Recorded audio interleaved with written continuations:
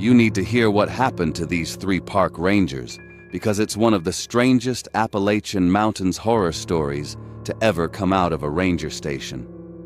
And the man who lived through it still won't go back on shift alone. In June of a recent season, deep in the backcountry of the Smoky Mountains, a three-man ranger crew set out for a mandatory 4-day morale retreat, ordered by their district office after 2 rangers had quietly resigned that same spring.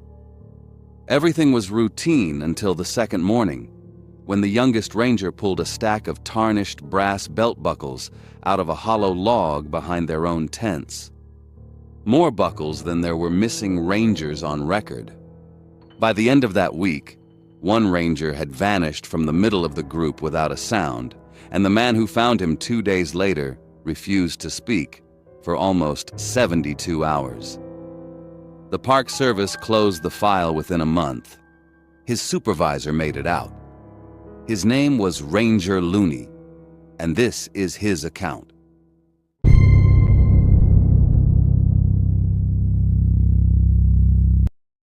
Ranger Looney was 51, 26 years working the backcountry of the Smokies. He kept a laminated retreat schedule zip-tied to his pack strap because he didn't trust anyone under 30 to read a paper map once the rain came down sideways. This Tuesday was supposed to be simple. Wake times, radio checks, boots by 0600. District office ordered this retreat after 2 rangers quietly resigned that spring, and Looney figured discipline was the cure for whatever spooked them off. He split the work. Donovan scouted the water source. Landry set up the antenna mast. Busy hands kept young rangers from asking questions Looney didn't have answers for. When Donovan came walking out of the tree line holding something in his fist, Looney barely looked up. Then a second and a third. 6 brass belt buckles, rust-spotted and dull, wedged inside a hollow oak 20 feet from the tents, each one stamped with a service number. When Looney radioed it in, he learned something that put a cold spot on the back of his neck. The only route out of this hollow gated shut at dawn Friday for a controlled burn. 4 days. After that, the only way out was an 11-mile ridge walk. 6 buckles, 6 numbers. Looney could only match 2 to rangers, he remembered, which meant somewhere in that log were 4 more men nobody at district office had ever mentioned losing. Landry laughed it off, cranking bluegrass from his phone to fill the quiet. For a second, it almost worked. Then Donovan, without looking up from the log, said he'd turn that off if he were him. He didn't say why. The ridge had a sound that afternoon, a low mechanical hum through the hemlock that never quite settled into wind. Past 8 in the morning, there wasn't a single bird calling anywhere on that mountain, and Looney figured it was just a cold front rolling in. Donovan grew up 2 hollows over and read these mountains by smell more than sight. He told Looney flat out that a hollow log stuffed with buckles wasn't a lost and found pile. It was a cache, and a cache meant something had been collecting them on purpose. Looney logged it as superstition and moved on. Scratched into the underside of that log, beneath where the buckles sat, was a single word, not a name. Waiting. None of them brought it up again. It's the one detail from that week that never got an explanation, not even after everything that happened next. By the second afternoon, the cicadas came in early and hard for the season. It wasn't just loud, it was a wall, a flat physical drone that Looney could feel in his back teeth, climbing past anything he'd logged in 26 years working this ridge. He almost liked it at first. Noise meant normal. Bugs didn't sing for anybody but themselves. That's when the deer started running wrong. 2 of them broke cover in full daylight, which shouldn't happen. Deer bolt for shade. Not open ground, not at 2 in the afternoon with the sun overhead. These 2 ran in dead straight lines instead of the usual bounding zigzag, ears pinned flat. A fox crossed the trail 30 yards ahead without even glancing back to check for cover, which Donovan said flat out was not normal fox behavior. Not once in his whole life had he seen that. Looney chalked it up to the burn crew a ridge over, spooking game early with a test fire. That explanation let him keep the schedule moving, and moving the schedule was the only thing keeping his head straight that afternoon. But Donovan crouched at a fresh set of deer tracks, pressed deep into soft dirt near the creek bend, running his thumb along the stride length, and he said something that stuck with Looney for the rest of his life. These animals weren't running from noise. The stride was too long, too even, like something had already caught up to the slower ones behind them, and these two were the ones who'd made it out. Landry laughed that off too, same as the Buckles. He always had a joke ready, and Looney figured that was just how the kid processed things, turned it into a bit before it had time to sit in his stomach. Then the cicada roar cut out, not faded, cut dead center of a breath, like somebody had thrown a switch on the whole ridge, 11 seconds of nothing. And in that gap, that dead, ringing quiet where even the wind seemed to hold still, Landry's phone came alive on the rock where he'd set it down, screen lighting up on its own, and 6 seconds of bluegrass played out of the speaker before it cut off again. Landry swore up and down he never touched it. He checked the play log right there on the trail, hands a little too steady for someone who wasn't rattled, and the timestamp read 3:14 in the morning. All three of them had been zipped into their tents at that hour, which meant either one of them was lying to the other two, or something out on that ridge already knew exactly which song made Landry feel safe enough to sleep. Donovan caught the smell before anybody said a word about it. Wet copper, faint, riding in on the breeze from somewhere upwind, threading in underneath the pine sap smell that usually owned this whole hollow. Underneath both of those, something closer to a wet dog left out in the rain for 3 straight days. By the time he said the word blood out loud, the cicada wall roared back to full volume, same pitch, same relentless drone, like it had never stopped at all. Looney checked his watch out of habit more than need. Wednesday, 4 in the afternoon. 2 days left before the extraction gate closed at dawn Friday, sealing off the only road out of this hollow. He didn't say that number out loud. He just noted it, filed it next to the Buckles and the word carved into the underside of that log, and told the other two they were breaking camp early and moving to higher ground before dark. Nobody argued. That's the part Looney keeps coming back to, even now. Nobody argued. Not Landry, who joked about everything. Not Donovan, who trusted his gut over any radio call Looney could make. Whatever had shut that noise off for 11 seconds, whatever had reached into Landry's phone at 3:14 in the morning, it had already done something to all three of them without a single one of them agreeing to it out loud. They just started packing. The trail they'd cut the day before was gone, not grown over, not hard to find. Gone like it had never been cut in the first place, like 3 grown men hadn't spent an hour hacking through the underbrush with a machete just 24 hours earlier. Looney stood there a second too long, staring at unbroken brush where a trail used to be. His stomach dropped, and for a moment he genuinely could not tell if he was losing his mind or if the mountain itself had rearranged while they slept. The creek was wrong, too. It was supposed to run 40 yards south of camp. Looney had checked that on the map twice. Now it ran through a channel none of them remembered crossing, closer to camp, cutting a path that hadn't existed yesterday morning. They didn't talk about it. There wasn't time. Boots pounded gravel. Branches snapped under 3 sets of feet moving fast, faster than any of them had moved all week, toward a sound behind them that was moving faster still. Donovan stopped running first. "Split," he said. Just the one word. For half a second, the three of them stood close together in the dark, closer than they'd stood the whole trip, listening to the ridge breathe around them like it was deciding something. Donovan wanted to cut downhill toward the creek. Moving water throws off scent and sound, he said, and that was the whole plan. Get low, get wet, get gone. Looney overruled him. The service road was faster, open ground, and at the end of that road sat the Jeep, and the Jeep meant control, meant an engine and four wheels and a locked door between them and whatever was out there.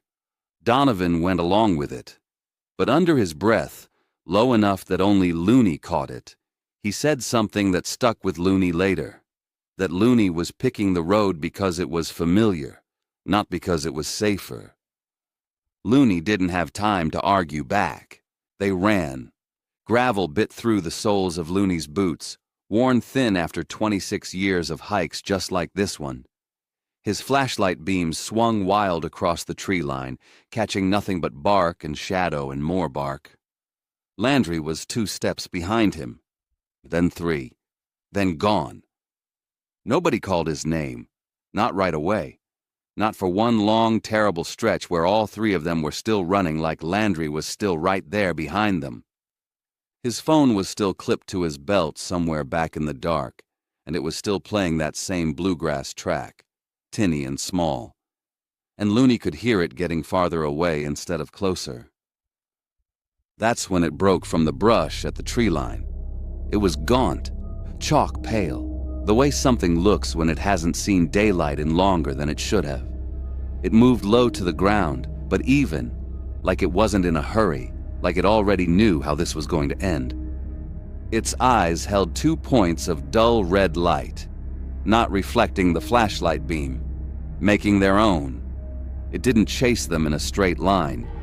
It angled sideways, cutting the gap between itself and where Landry had been standing, like it had already picked which one of the 3 it wanted before the run even started.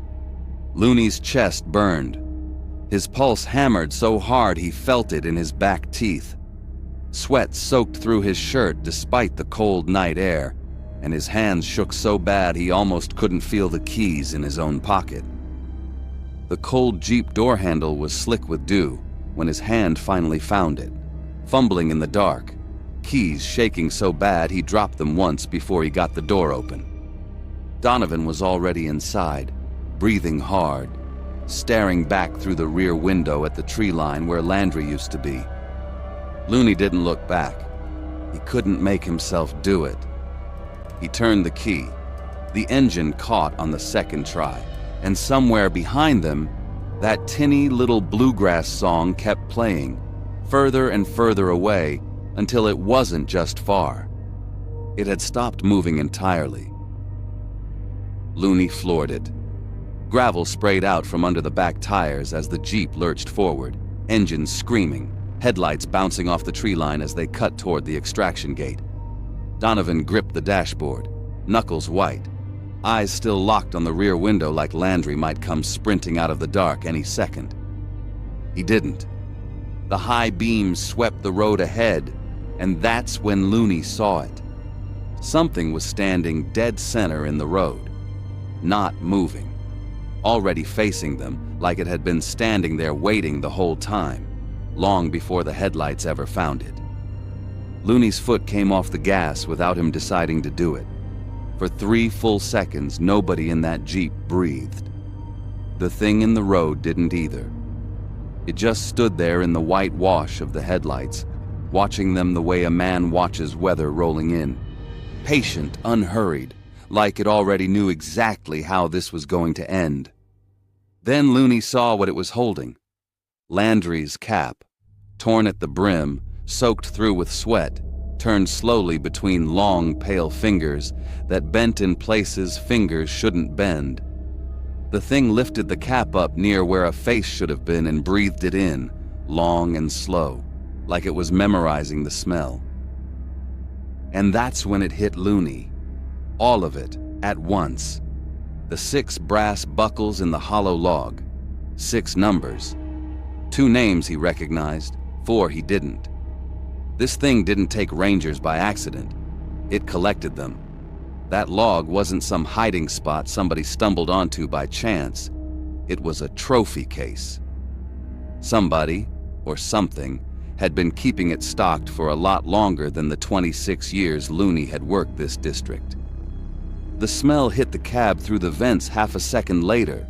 Wet copper and pine sap, thick enough to taste on the back of his tongue. His stomach turned over. Then the thing tilted its head. It went sideways at an angle no human neck should bend, slow and deliberate, like it was studying them through the windshield glass.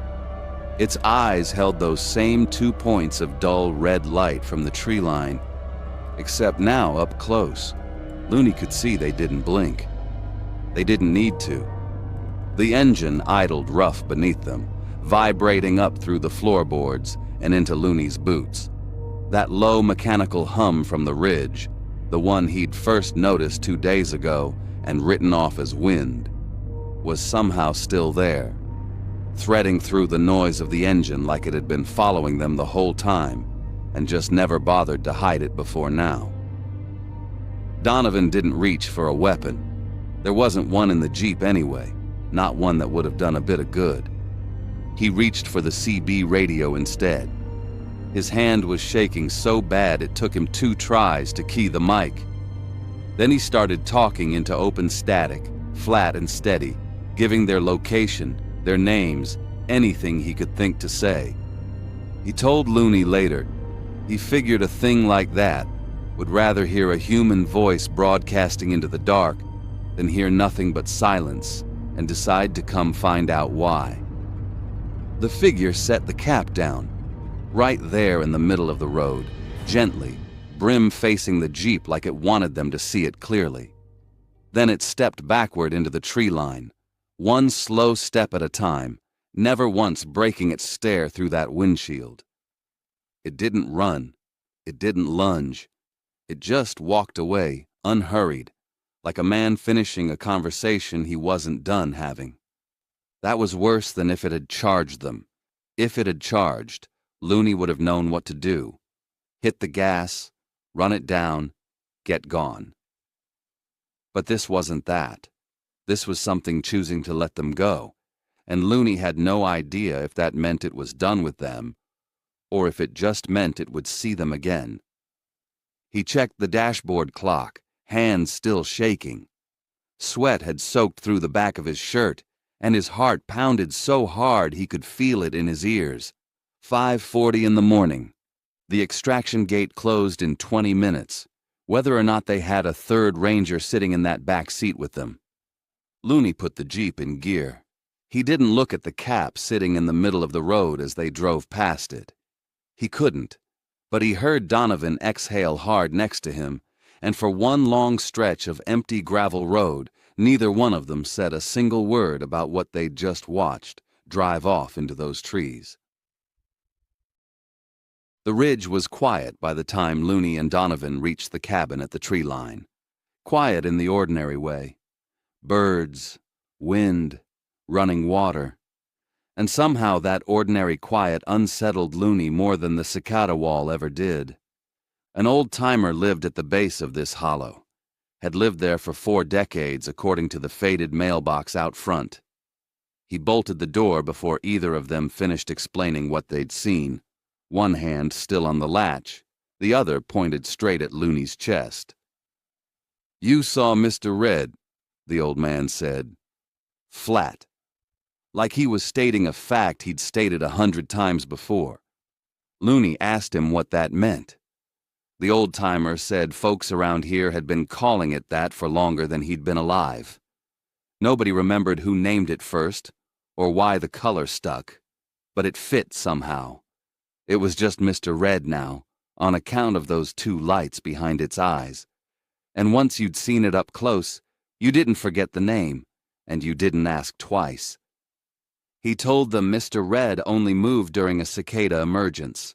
The wall of noise strips a person's hearing clean, cuts them off from their own group before it ever closes in. That's the whole trick to it. Isolation dressed up as bad luck. Nothing more complicated than that.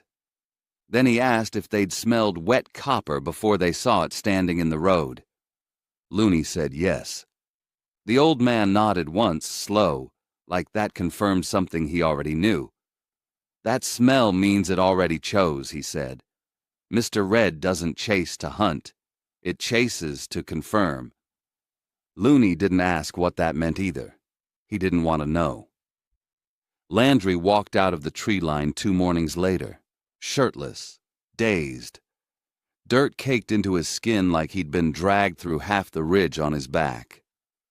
His boots were gone completely, feet cut up and bleeding, and he had no memory past the moment his flashlight beam swung wide in the dark. When Looney finally checked the cap they'd recovered off the road, there was a fresh crease pressed deep into the brim. The exact shape of long fingers, bent at the joint in places fingers shouldn't bend, pressed in hard enough to leave a permanent mark. Landry never explained the 2 missing days. When Looney asked, all he'd say was that the bluegrass kept playing the whole time. That was the only detail he ever gave, over and over, same exact words each time, no matter how many different ways Looney tried to ask it. Which made no sense at all, because his phone battery had died hours before he vanished into those trees. Looney thinks about that a lot, more than he thinks about Mr. Red, honestly, and more than he'd ever admit to anyone back at the ranger station. Before they left the hollow for good, Donovan went back to the log one last time. The word was still scratched into the underside, same as before. Waiting. Except now there was a second word carved beneath it. Fresh. Cut deeper than the first, in handwriting that didn't match. Donovan never told Looney what it said. The ridge hums the same low sound it always did, that mechanical drone through the hemlock that never quite settles into wind. Looney still hears it sometimes, even now, 6 states away from that hollow, lying wide awake in his own bed at 2 in the morning, staring at the ceiling. He knows what that sound actually is now. He can't unhear it.